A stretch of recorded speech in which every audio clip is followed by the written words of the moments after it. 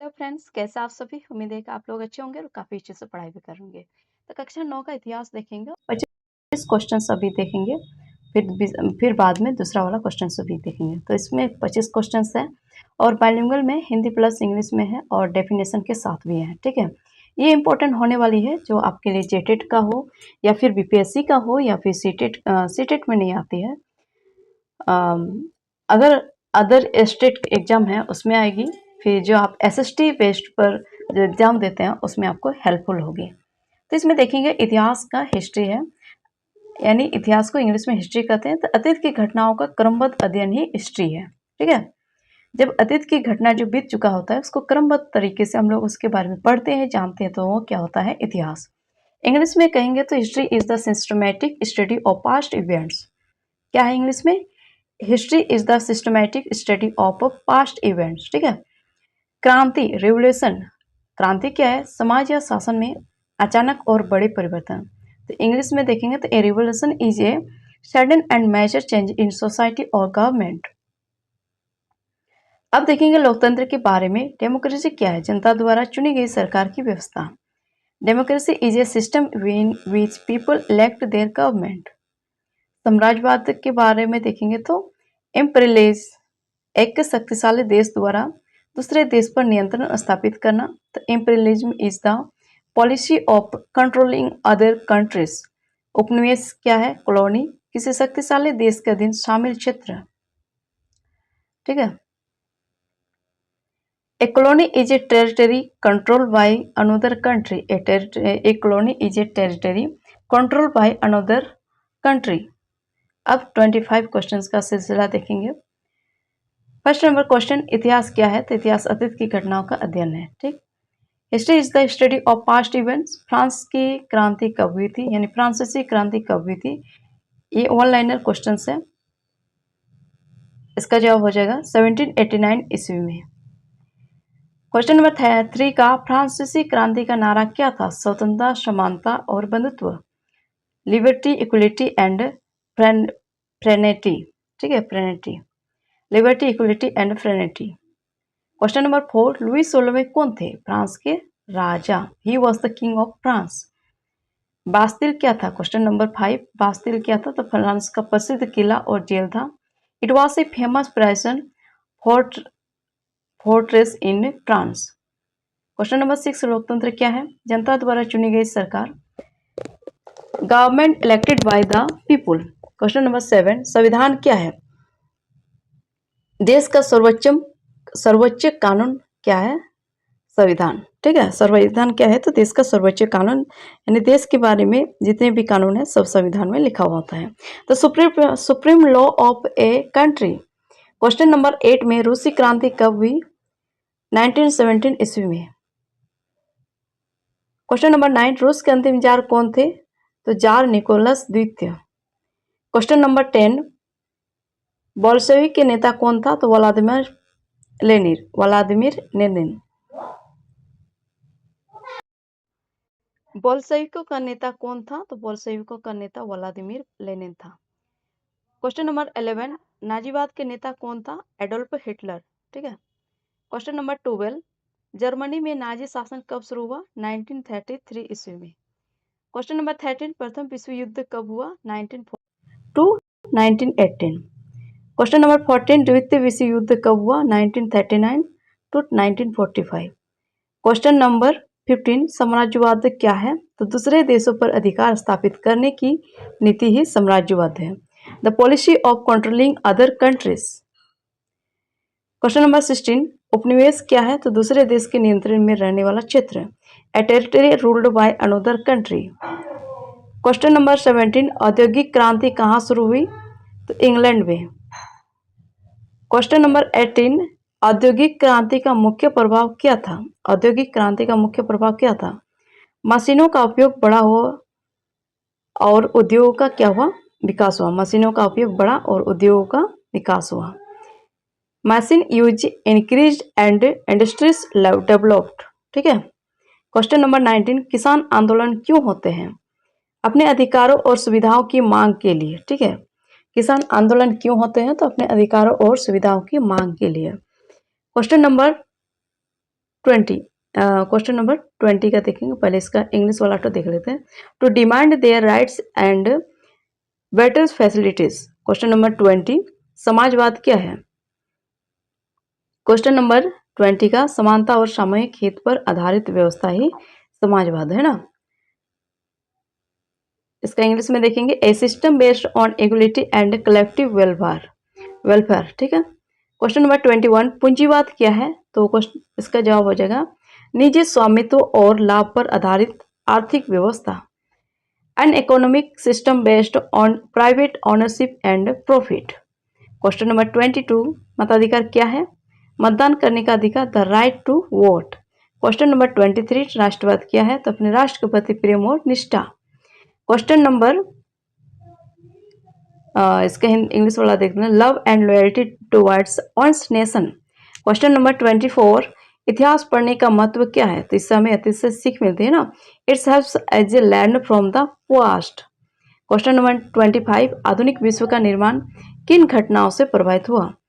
तो किस घटना से? फ्रांसीसी क्रांति, औद्योगिक क्रांति और रूसी क्रांति से।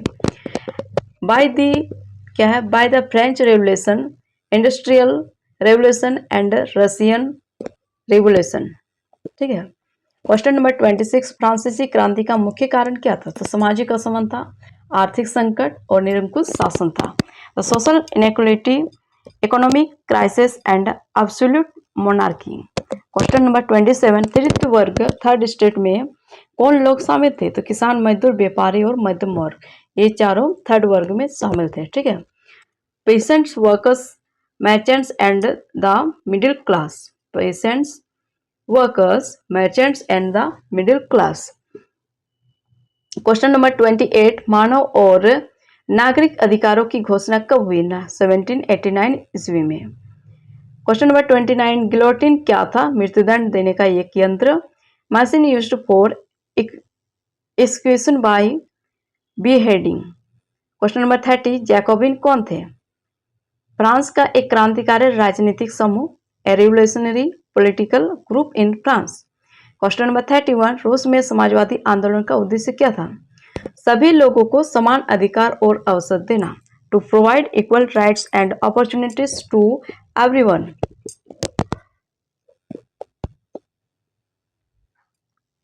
क्वेश्चन नंबर 32, सोवियत संघ यूएसएसआर का गठन कब हुआ? 1922 ईस्वी में। ठीक है। क्वेश्चन नंबर 33, लेनिन का पूरा नाम क्या था? तो Vladimir Ilyich Lenin. Vladimir Ilyich Lenin. ठीक है। क्वेश्चन नंबर 34, लाल जारशाही क्या थी? तो रूस के सम्राट की निरंकुश शासन, the autocratic rule of the क्या था? सार इन रसिया। क्वेश्चन नंबर 35, हिटलर किस राजनीतिक दल का नेता था? तो हिटलर किस राजनीतिक दल का नेता था? नाजी पार्टी का। नाजीवाद का मुख्य उद्देश्य क्या था? क्वेश्चन नंबर 36, जर्मनी को शक्तिशाली बनाना और आर्य श्रेष्ठता स्थापित करना, तो to make Germany powerful and establish Aryan supremacy.